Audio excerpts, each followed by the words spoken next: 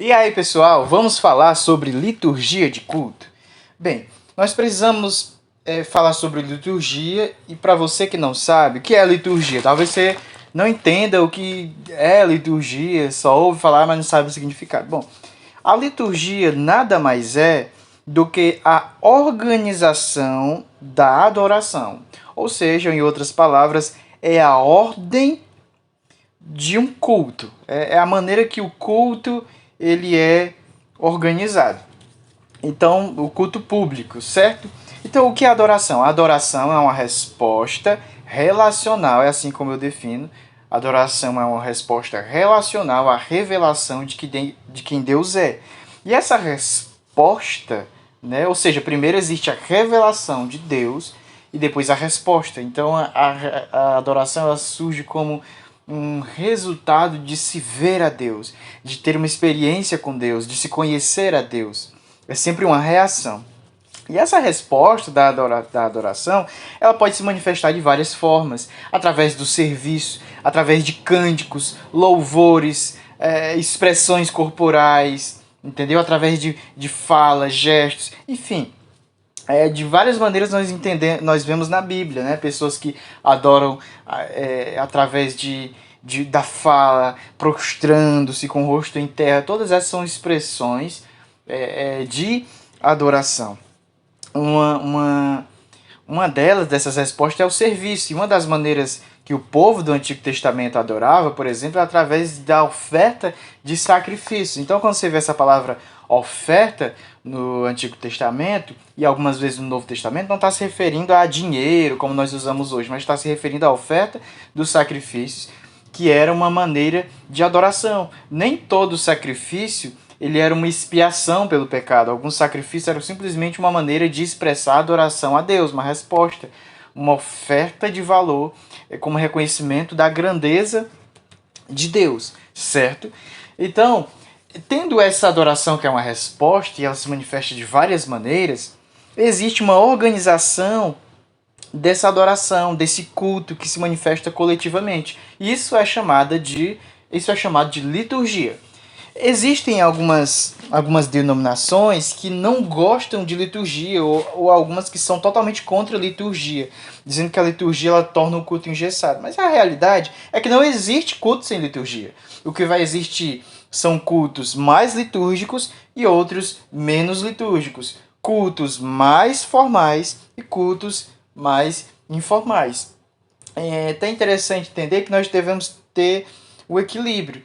O culto não pode ser informal demais, porque a palavra informal significa sem forma, e ele deve ter uma organização, ele deve expressar uma organização. Por outro lado, a liturgia ela não deve ser engessada, ela não deve conter formalismo. Entenda? Eu uso a palavra formalismo, não formalidade. Ela não deve ser extremamente formal, ter formalismo, porque isso acaba engessando o culto. Então o culto tem que ter aquele equilíbrio entre ter uma ordem, ter uma decência e ao mesmo tempo existir uma liberdade para o Espírito Santo agir. O Espírito Santo pode mudar uma ordem, mas para o Espírito Santo mudar a ordem de um culto, primeiro tem que ter a ordem. Então é necessário que o culto seja organizado e que haja um espaço, uma flexibilidade para que o Espírito Santo venha e, se for da vontade do Santo Espírito, ele mude ali aquele ambiente, ele faça alguma coisa sobrenatural. Então, sempre vai ter liturgia. Então, por exemplo, alguém que ora e diz em nome de Jesus, isso é uma liturgia. Alguém que termina um culto com a bênção sacerdotal, isso é uma liturgia.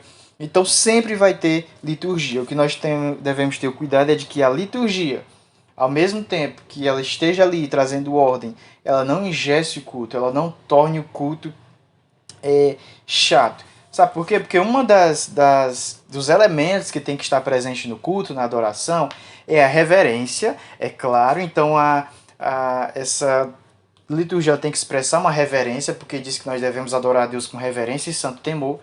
Mas o Salmo, se eu não me engano, 100, ele fala que nós devemos adorar a Deus, cultuar o Senhor com alegria. Então tem que haver uma alegria envolvida. Então a liturgia ela deve ser feita de maneira que nós consigamos expressar essa nossa alegria no culto e que exista uma certa liberdade. E como eu disse, o equilíbrio, porque às vezes nós nos tornamos escravos da espontaneidade, queremos que tudo seja espontâneo e o culto vira uma bagunça e começa a ficar chato. Da mesma forma, às vezes colocamos formalismos exagerados, achando que essa forma aqui que eu coloquei aqui, o culto é bíblica e não pode ser de outra forma. Então, lembrando que a Bíblia ela não estipula uma liturgia. Ela respeita a liturgia, ela nos dá espaço para criar uma liturgia e aquela liturgia ser obedecida na igreja. Mas não existe uma liturgia na Bíblia, existem princípios e a nossa liturgia pode ser formada em cima desses princípios. Então, por exemplo, quando Jesus chega ali no Novo Testamento, existiam umas sinagogas e de maneira nenhuma Jesus diz que a sinagoga não era bíblica, porque não tem na Bíblia, então não vamos fazer. Jesus aproveita daquela construção, daquele momento, daquele lugar de adoração para inclusive exercer o seu ministério. Também Paulo segue esse mesmo exemplo, ele pregava nas sinagogas. Vemos que existia toda aquela liturgia na sinagoga, vemos que os apóstolos seguiram o modelo de oração litúrgica, orar 3 vezes. Tinha as horas da oração, a hora nona, a hora sexta, sabe? Em que tinham orações e Pedro obedecia a essas orações. Agora, era bíblico? Não poderia ser mudado? Não, é claro que poderia ser mudado. Ao longo que quando Paulo vai falar para os gentios, ele diz, orem sem cessar. Ele não diz, orem em horário tal. Não.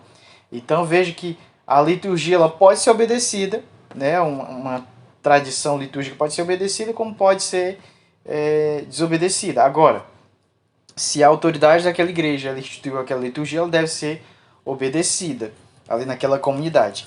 E aí muitas pessoas que são contra a liturgia também são contra repetição. Gente, não existe problema em repetição, em repetir. Quando Jesus fala de vãs repetições ao orar, o problema não são as repetições, o problema são as vãs repetições. O problema está aí nas vãs. Então, não existe problema em você ter uma oração pronta em que você repete. O problema é essa oração se tornar vã. Por exemplo, o Pai Nosso. Nós podemos orar o Pai Nosso todo dia. O problema não é orar o Pai Nosso todo dia. O problema é fazer com que essa oração ela acabe se tornando vã e você ore ela mecanicamente. Então, nós vemos exemplos de Jesus lá no Getsemane, em que ele orou 3 vezes a mesma coisa. Então não foi pecado. O pecado era se ele tivesse repetido aquilo de uma maneira vã. E não era de todo o coração, oferecendo súplicas com lágrimas ao Pai, que o podia salvar da morte. E aí nós vemos também no Apocalipse que existem repetições. Dizem que os 4 seres viventes repetem sem parar. Santo, santo, santo. Aquele que é, que era e que há de vir. Existe problema aí na repetição? Claro que não.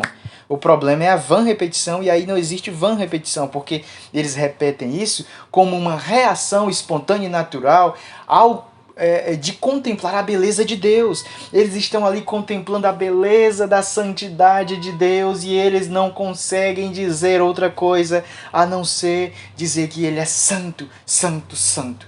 Existe uma tradução através de suas palavras, uma tradução daquilo que eles estão vendo. Eles estão contemplando a beleza de Deus e o coração deles se enche dessa beleza de admiração. E essa admiração é traduzida através das suas palavras e através de gestos, porque diz que eles se prostram, né, adorando a Deus.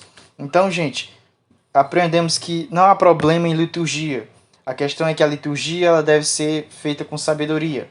Outra coisa, não há problema na repetição. A questão é que a repetição ela não pode se tornar vã. É por isso que nós devemos equilibrar as nossas orações, às vezes com orações também aprendidas, mas não podemos também se prender a isso. Devemos ter orações espontâneas. Então, que a nossa vida seja regada de ordem e espontaneidade. Sempre, em toda a nossa vida, tá bom? Que adoremos a Deus de todo o nosso coração.